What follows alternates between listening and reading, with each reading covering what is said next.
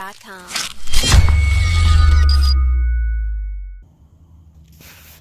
Well, a lot has happened since the last time I took a video. Kind of got in a rush because the wife's car has an issue where the timing chain has stretched on it. So I've kind of been in a rush to get things put together enough to where I could back her outside so I can get that car in here, so because it's freezing outside. Well, in my attempt to finish everything up, I did finish the cross member. It is 100% welded and bolted in. I had to put some washers under there to space the mount because it just needed to go up just ever so slightly. But that's alright. It won't affect it. While I was putting that in there, it was leaning. The whole transfer case was like leaning to the driver's side. I was like, what the heck is going on? Because when I put the engine in, I leveled the engine, the mounts that I made, leveled them and everything. Well, one of my bolts that was going through the cross member that goes underneath the engine was gone, and the engine had fallen down. It fell down probably good, I don't know, 2-3 inches. So I had to jack it up and get pry bars and come-alongs and everything to maneuver it back into place with all the transmission and the transfer case and everything hooked up to it. And the hole got boogered up, so I also had to get a tap up in there and re-tap the hole that was up in the mount and then thread a bolt in there, and I put red Loctite on it, so hopefully she'll hold. But anyways, I had a few things that I absolutely had to finish up. One was the cross member. I absolutely had to get that done before I could back it out. Another was the starter. As you saw previously, I had to go get a new starter. Well, I put the new starter in, and the flywheel was chewing at the starter casing. So on the starter, there's a little lip that goes around. Like if this was the starter case right here, for instance, this is where your gear's at, and you have your cover, your cone. Over on this side that lays in front of the flywheel, there's a little lip about, I don't know, 1/8 inch. Well, the flywheel was grinding on that lip. So I shut her down, pulled it out, saw where the flywheel was contacting it. Took a flapper disc, flattened that right down to this face here, to where it was flush. Put it back in, doesn't even touch anymore, so it's perfect. I also had to clearance my header for the bearing cap on the starter. We'll go up there and take a look at that. So here's the starter back installed. As you can see right up there, I ground down some of that flange on the header so I could fit that bearing cap in there and it wasn't touching the header. I don't think it's going to get too hot. That's pretty close, but it stays pretty cool. One, I have a lifetime warranty on this starter, so if it burns up, I'll just push start it and get it back to camp or whatever. The exhaust ran right here, and the other starter was pretty close to it before, so it didn't have any problems getting too hot. So if it has problems, then it has problems, and I'll fix it later. But I think it'll be good. It's bolted in. It's solid.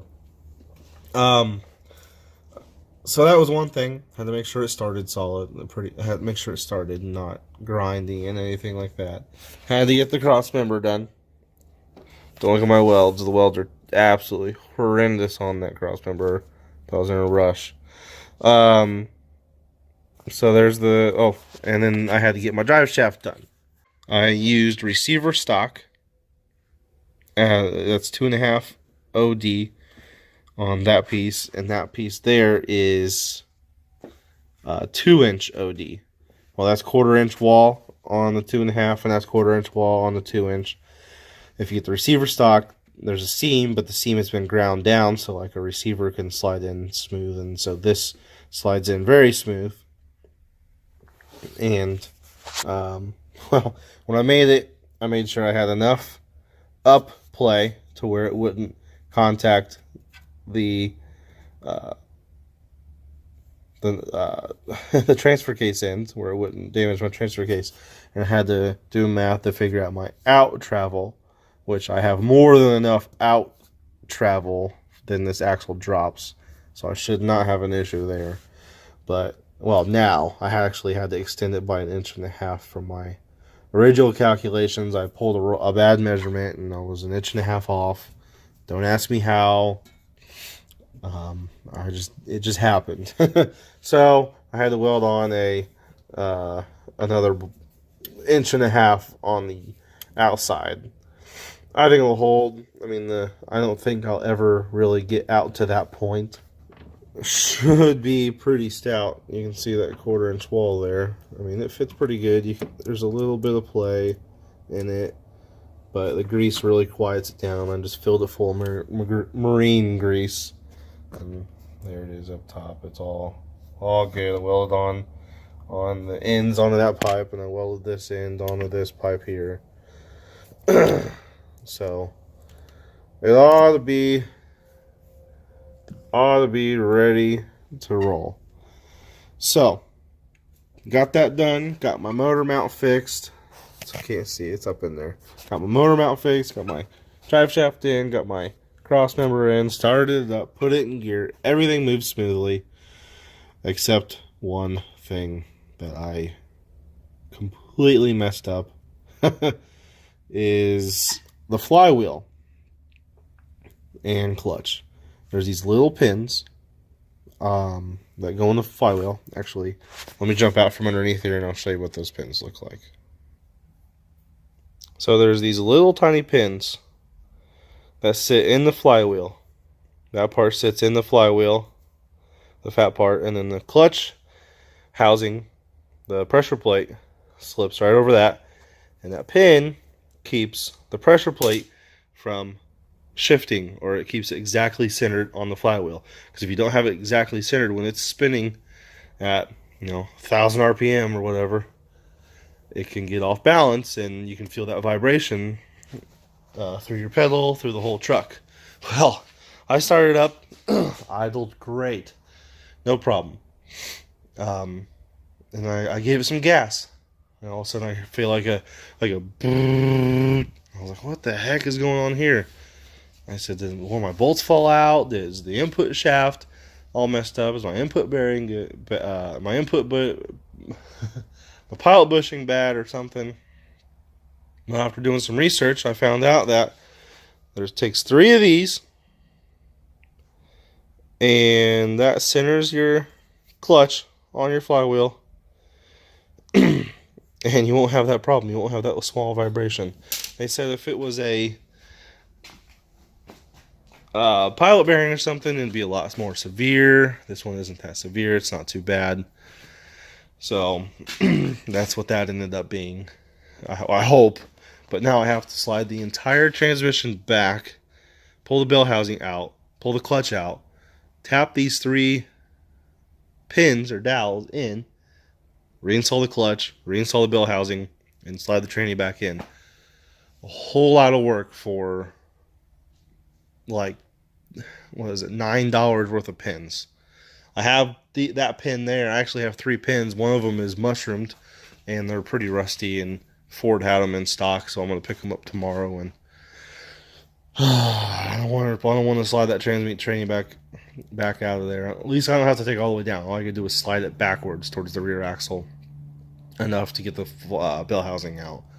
Once I get the bell housing out, I'm good. I'll finish it up super fast and do it. Hopefully it'll only take me a night, but it's just a pain. So there's a little bump in the road. My first major bump, I guess you could say. But we'll get it. Not a problem. Other than that, the only other thing that I got done, because I was hurrying to get that done, had some free time waiting on parts for her car. I got my floor panel cut. It's good for there. Let me take this off here. This is the old boot out of the 79 F-150. So there it is. That's perfect. There's 4-wheel high. What is that? 2-wheel. There's 4 low. There's neutral. 2 high, I think. There it is. So there's 4 high, neutral, 2 high, 4 high. There's a lot of play in it. Those pins are pretty worn, but it'll work for what it is. Still have yet to bend the shifter. Low on the list. I had, like I said, I had some time to get the plate done. I gotta take the plate back off, so I'm not hard mounting the boots yet. That's that boot. That 79. It's got there's like 1 tear in it, right there and right there. A couple tears. Not too bad. Whatever. It was free, basically. It came with transmission, and then the one for the tranny shifters right there. I don't think this thing has any tears in it. It's pretty solid. So I'll use that one up there, use this one here. It'll be golden. Alright guys, this will be the first back out of the garage with the Bronco too. I have to get the wife's car in here to do some work to it. I think I'm gonna record that and put that up on my channel as well. I gotta replace some timing chains and some other stuff, but anyways, we're gonna back this out for the first time and park her over on the side and get the Explorer in here. So let's start her up. I have key on. That turns on my fans on low on ignition, and then this will turn my fuel on full time, but I still have the relay hooked up to work. But sometimes the relay is finicky or whatever, so I have that for a backup. But a squeaky belt, but she's good to go. I'm in 4 low because I only have the front shaft in. Sitting at good volts. Got good oil pressure. Still cold. So let's see if she'll back out of here.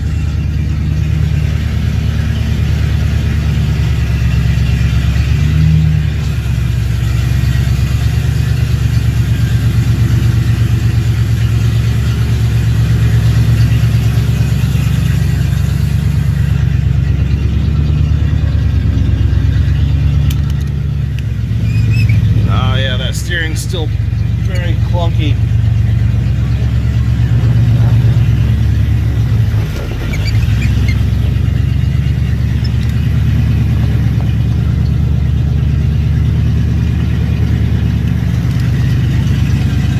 Don't want to hit my truck.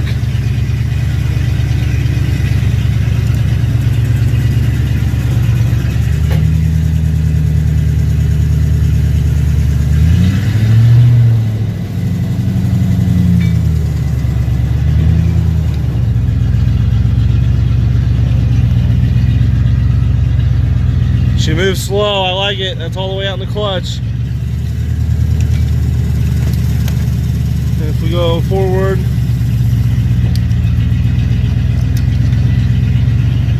nice and slow. Not bad. So we'll just toss her over here on the side. That's the Explorer we got to get in. You can see my early Bronco sitting up in front of it. Nice. Alright, we'll park her here for a little while. Let's get out and do a little walk around.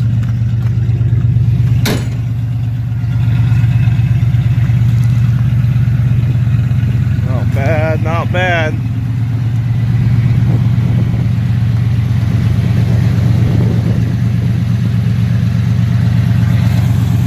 She sounds good.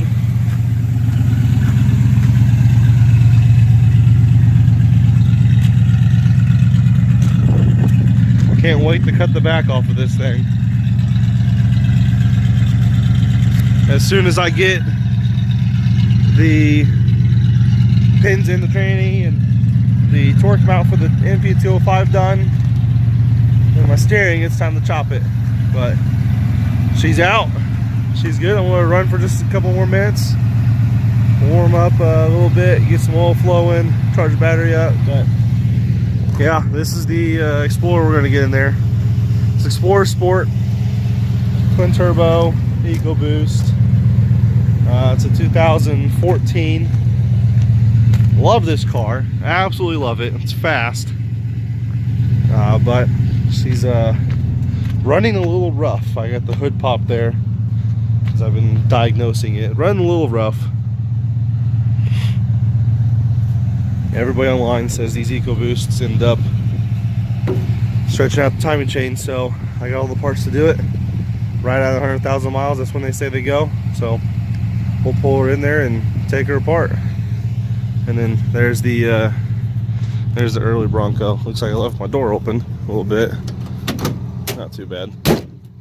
But yeah, you guys haven't seen this yet. This, I got work in store for this as well. I know I want to do a tranny swap on it. I'm gonna redo the hard top. The hard top's sitting over there on that trailer. Redo the hard top. I got some interior work I want to do. I want to do some work on the dash, put new floorboards in, get some new seats. These are the original seats. A little bit of wear on them, not too bad. But it's got a roll cage in there that needs a little bit of work done to it.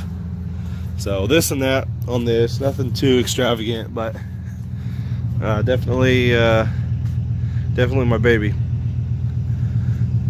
So let's get this in the garage.